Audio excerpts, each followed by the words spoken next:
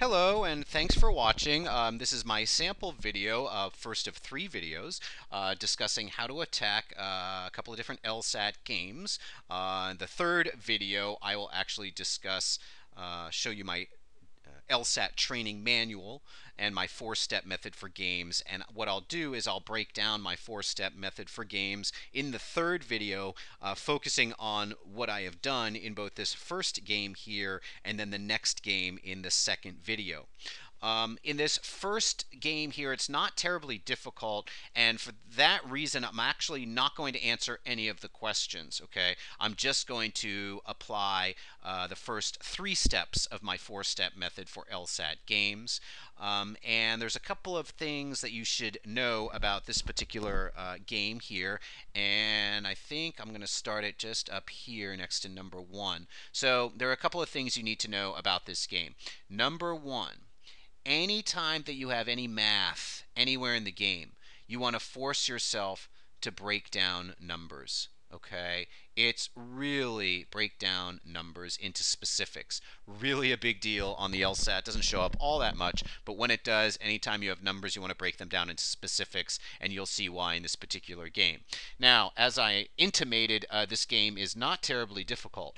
I mean, it's challenging. All the games are challenging, but for that reason, on this particular game, it should take you roughly 6 minutes to do this game, maybe even less. You know, you have about 8 minutes and 20 seconds for each game on this test, or 8.5 minutes, excuse me, for each game on this test. But that doesn't mean you want to take your full 8.5 minutes for each game. Some games you got to fly through so that you have more time on the more difficult games. An example of a more difficult game will be a game on the second video that I've provided here. And then again, the third video, I will go through my four-step method for games in my training manual. I'll talk you through that, what we did for these two games. All right. So that being said, taking a look at this game. So step one in my four-step method for attacking LSAT games is to write down the entities. So if we read over from the beginning here, it says a company employee generates a series of 5-digit product codes in accordance with the following rules. So notice at this point, I don't know what my entities are, but then if I read just this first indented rule, it says the codes use the digits 0 through 4 and no others. So what I can do is I can write down the following. I can write down 5 digits and then write down 0, 1, 2, 3, and 4. So it's really going to be very important. Again, this is a basic game, but get in the habit of writing down both the number, the type, which is the digits, and then the actual characters themselves. Force yourself to do that. All right, that's step one. Step two is to create a sketch based on the type of game, and this is a sequencing game or an ordering game depending on how you look at it, but it's all the same thing. And in a sequence game, our sketch is fairly straightforward. What we're just going to do is create a series of 5 slots, like 1, 2, 3, 4, 5, just like that.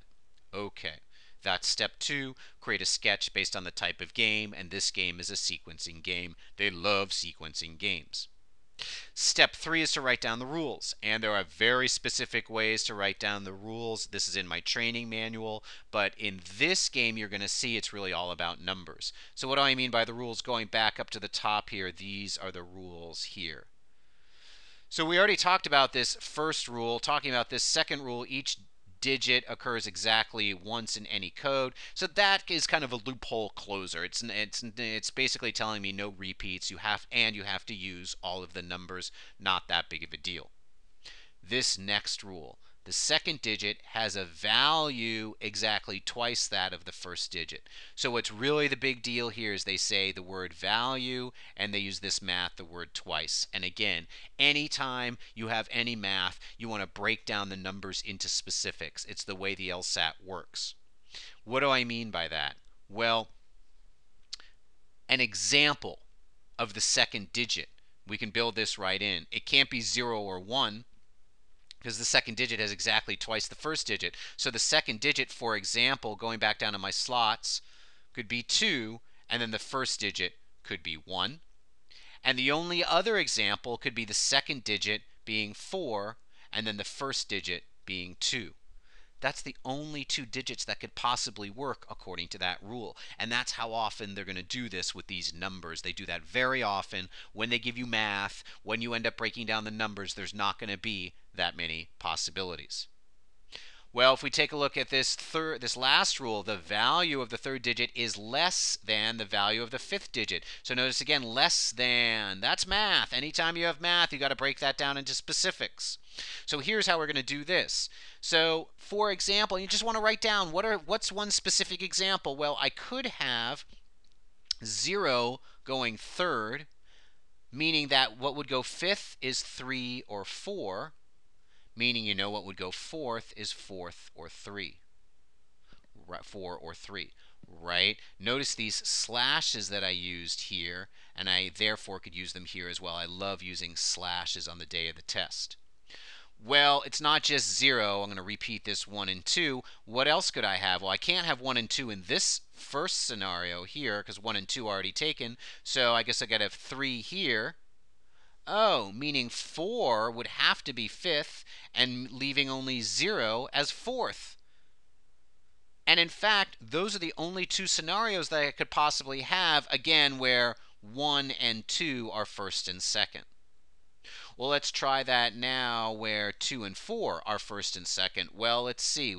I could again have 0 going third.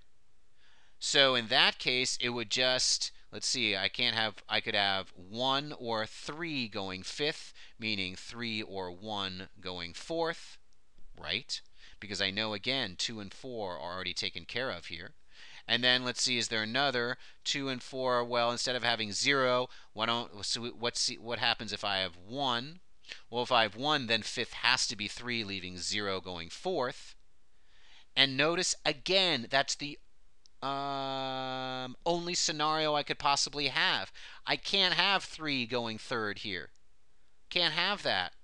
Why? Because then 4 would go here. But I know in this scenario that's not the case.